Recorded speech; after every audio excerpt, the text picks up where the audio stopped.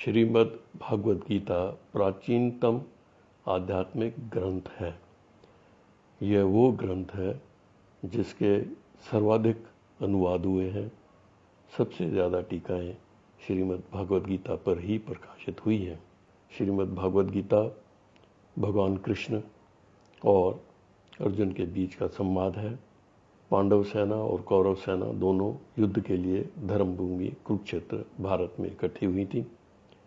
युद्ध शुरू होने से पहले जब अर्जुन ने देखा कि दोनों तरफ अपने सगे संबंधी, अपने मित्र, गुरुजन युद्ध के लिए तैयार खड़े हैं, वो मोह वशीभूत होकर भगवान कृष्ण से युद्ध करने के लिए मना कर दिया। भगवान कृष्ण उसको समझाते हैं, शरीर नश्वर है, आत्मा अविनाशी है। हमारे जीवन के समस्त पहलुओं पर भगवान कृष्ण ने अर्जुन को समझाया है और अंततः अर्जुन युद्ध के लिए खड़ा हो जाता है। मुझे लगता है भगवान कृष्ण की मुझ पर असीम कृपा रही है जो मैं श्रीमद् भागवत जी का अनुवाद सिंधी, हिंदी और अंग्रेज़ी में कर पाया और मेरी पुस्तकें प्रकाशित हुई हैं। मुझे लगता है कि श्रीमद् भागवत जी का ज्ञान हमें सही रास्ता दिखाता है, सुख, समृद्ध और आध्यात्मिक जीवन जीना सिखाता है बिना इस संसार को छोड़े हुए।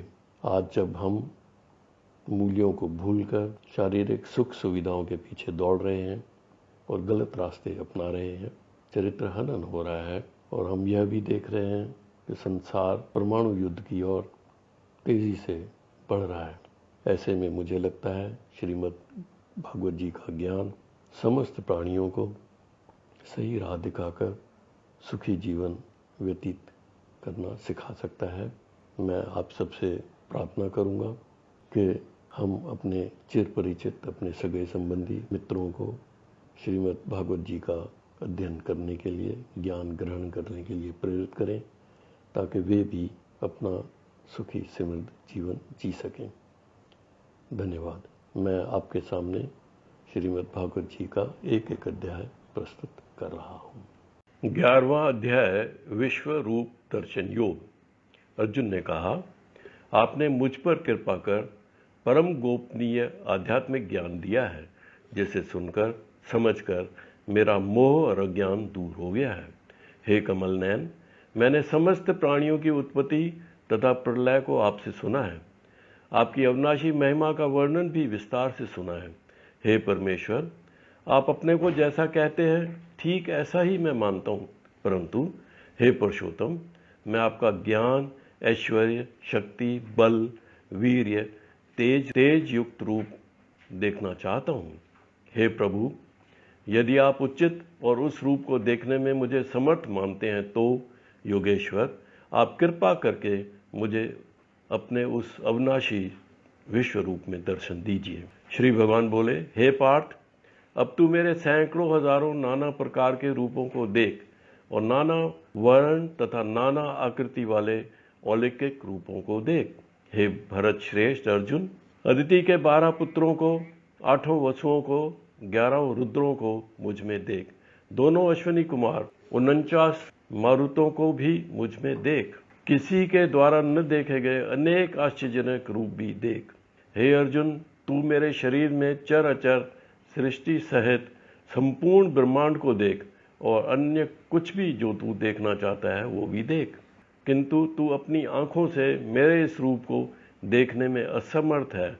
मैं तुझे अलौकिक दृष्टि देता हूँ जिससे तू मेरे ईश्वरीय योग शक्ति रूप को देख सकेगा। संजय ने कहा, हे राजन, यह कहकर परम शक्तिवान श्री कृष्ण ने अपना परम ऐश्वर्य युक्त अलौकिक विश्व रूप अर्जुन को दिखाया। अर्जुन ने इस विश्व रूप में अनेकों मुंह, अनेकों आंखों वाला रूप देखा। अनेकों आश्चर्यजनक दिव्य आभूषणों से युक्त, अनेकों दिव्य शस्त्रों को उठाए, दिव्य मालाएं पहने, दिव्य वस्त्र धारण करे हुए, दिव्य गंध का अनुलेपन किए, सभी प्रकार के आश्चर्यपूर्ण प्रकाश से युक्त रूप अर्जुन ने देखा। सभी दिशाओं में मुख किए सर्वव्यापी परमेश्वर को अर्जुन ने देखा। 1000 सूर्य एक साथ उदय हो उससे भी ज्यादा प्रकाश अर्जुन ने देखा।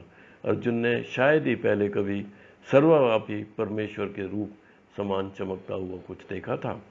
पांडुपुत्र अर्जुन ने उस समय बहुत ही अलग संपूर्ण ब्रह्मांड को देखा। सभी देवताओं को भगवान श्री कृष्ण ने उस शरीर में स्थित देखा।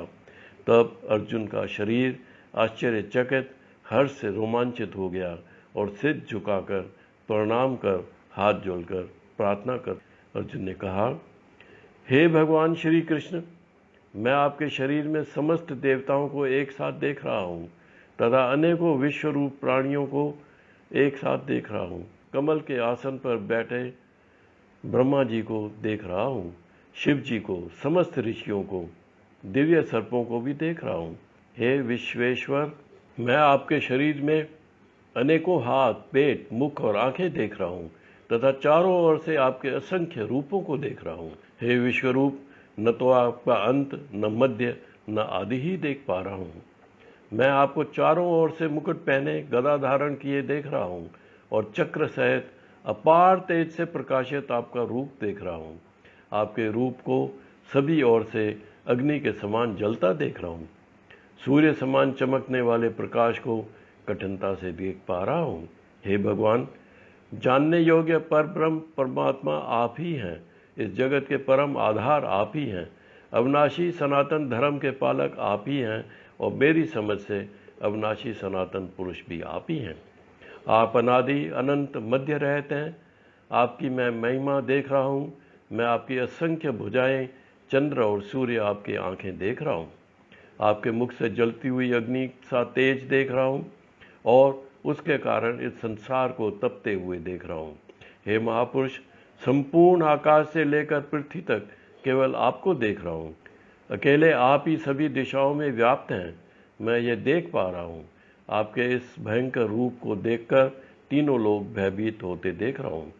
सभी देवों के समूह आपके मुंह में प्रवेश करता देख रहा हूँ।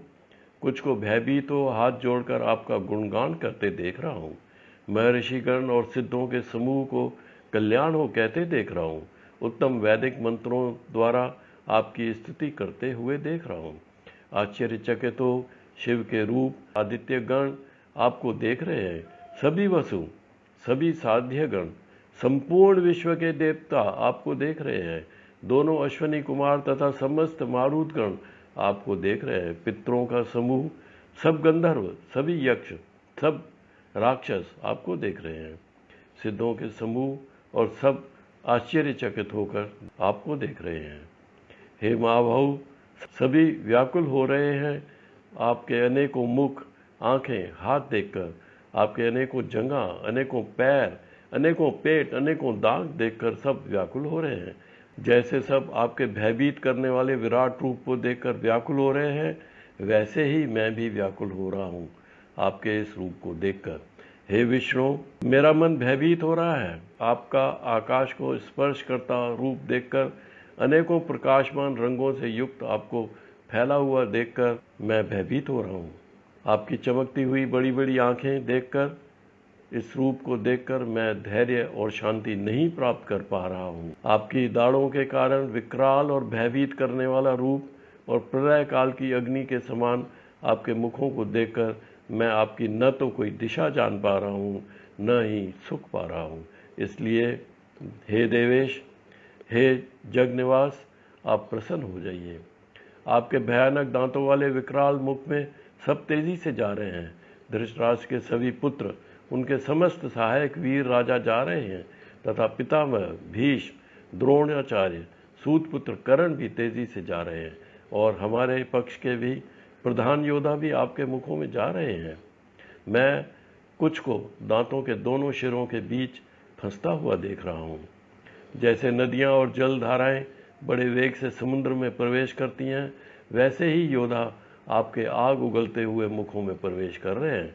जैसे पतंगे अपने विनाश के लिए जलती अग्नि में प्रवेश करते हैं, वैसे ही सब लोग अपने विनाश के लिए आपके मुखों में प्रवेश कर रहे हैं। हे विश्वव्यापी भगवान, आप उन समस्त जलते हुए लोगों को अपने मुखों में निगलते जा रहे हैं और निगलने से पहले उनको सब ओर से चाट रहे हैं।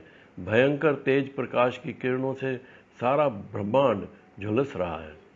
हे सभी देवताओं में श्रेष्ठ, इतने भयानक रूप वाले आप कौन हैं? कृपा करके आप मुझे बतलाइए।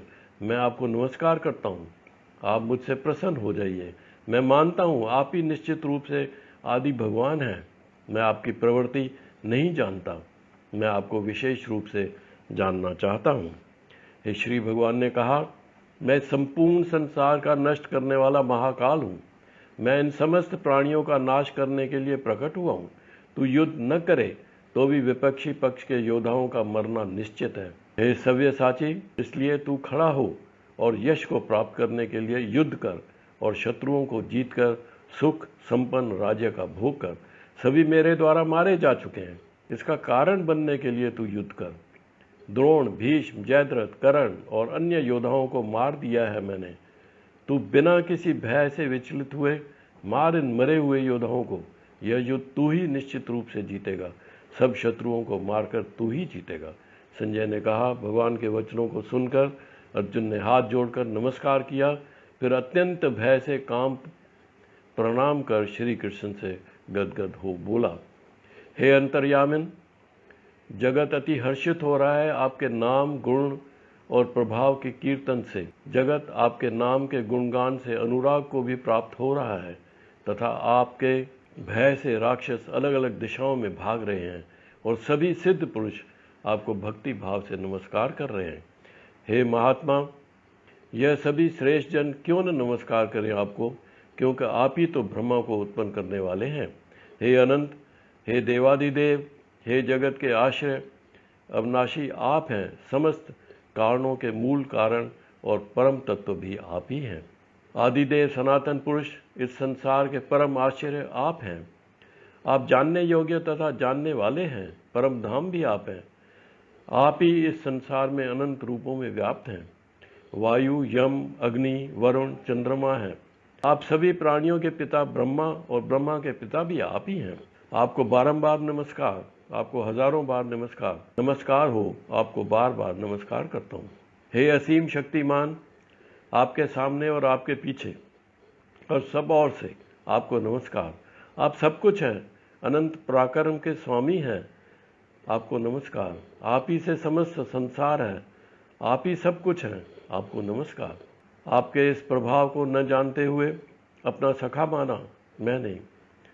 मैं आपको प्रेम से हे कृष्ण, हे यादव, हे सखे कहता रहा। हे अच्युत्य, मैंने हंसी के लिए सोते हुए, बैठे हुए, भोजन करते हुए आपको कहा। अकेले में अथवा सखाओं के सामने भी आपको अपमानित किया है। मैं इन सब अपराधों को क्षमा करने के लिए आपको प्रार्थना करता हूँ। जगत पिता और इस जगत में पूजनीय आध्यात्मिक गुरु आप हैं। चिंत्य शक्ति वाले प्रभु, तीनों लोकों में कोई आपके समान नहीं और सबसे बढ़कर आप हैं। मैं जीवों के पूजनीय भगवान के चरणों में गिरकर प्रणाम करता हूँ। मैं साष्टांग प्रणाम कर आपकी कृपा के लिए प्रार्थना करता हूँ। हे प्रभु, जैसे पिता अपने पुत्र के अपराधों को सहन कर लेता है, मित्र अपने मित्र के अपराधों को और प्रेमी अपनी प्रिया के अपराधों को, उसी प्रकार आप मेरे सब अपराधों को सहन करने की कृपा करें। मैं हर्षित हो रहा हूँ, पहले कभी न देखे हुए इस रूप को देखकर, और साथ ही विचलित भी हो रहा हूँ। मन मेरा भयभीत हो रहा है। इसलिए हे देवताओं के स्वामी, हे जगत के आश्रय, मुझ पर प्रसन्न होकर आप अपना पुरुषोत्तम रूप मुझे दिखलाइए। हे हजारों भुजाओं वाले विराट स्वरूप भगवान, मैं आपको मुकुट धारण किए, हाथों में गदा चक्र लिए हुए देखना चाहता हूँ। कृपा करके आप चतुर्भुज रूप में प्रकट हो जाइए, जो मैं देखना चाहता हूँ। श्री भगवान ने कहा, हे अर्जुन, तुझसे प्रसन्न हो मैंने योग शक्ति से तुझे अपने दिव्य विश्व रूप को दिखाया है। तेरे सिवा किसी ने मेरे इस तेजोमय अनंत विश्व रूप को नहीं देखा। हे कुरुश्रेष्ठ, मेरा विश्व रूप यज्ञों के द्वारा मनुष्य लोकों में नहीं देखा जा सकता। न वेदों के अध्ययन द्वारा, न दान के द्वारा, न पुण्य कर्मों के द्वारा, न ही संभव है देखा जाना मेरा विश्व रूप कठिन तपस्या द्वारा। मेरा यह विश्व रूप नहीं देखा गया तेरे अतिरिक्त किसी और के द्वारा। हे मेरे परम भक्त, तू विचलित न हो, मोहग्रस्त न हो मेरे इस विकराल रूप को देखकर। सभी चिंताओं से मुक्त होकर तू पुनः देख मेरे इस चतुर्भुज रूप को। संजय ने कहा, श्री कृष्ण ने इसके बाद अर्जुन को चतुर्भुज रूप दिखाया। फिर अर्जुन को धैर्य बंधाकर 2 भुजाओं वाला रूप दिखाया। अर्जुन ने कहा, हे जनार्दन, मैं स्थिरचित हो गया हूँ आपके सुंदर मनुष्य रूप को देखकर, और आपको देखकर अपनी स्वाभाविक स्थिति को प्राप्त हो गया हूँ। श्री भगवान ने कहा, बहुत दुर्लभ है देख पाना मेरा चतुर्भुज रूप जो तुमने अभी देखा है। सभी देवता इस शाश्वत रूप के दर्शन की आकांक्षा करते रहते हैं। हे अर्जुन, तूने मेरे जिस चतुर्भुज रूप को देखा है वो वेदों से, तप से, दान से, यज्ञ से नहीं देखा जा सकता। हे परंतप अर्जुन, अनन्य भक्ति के द्वारा ही साक्षात मेरा दर्शन किया जा सकता है और अनन्य भक्ति से ही मेरा वास्तविक स्वरूप जाना जा सकता है।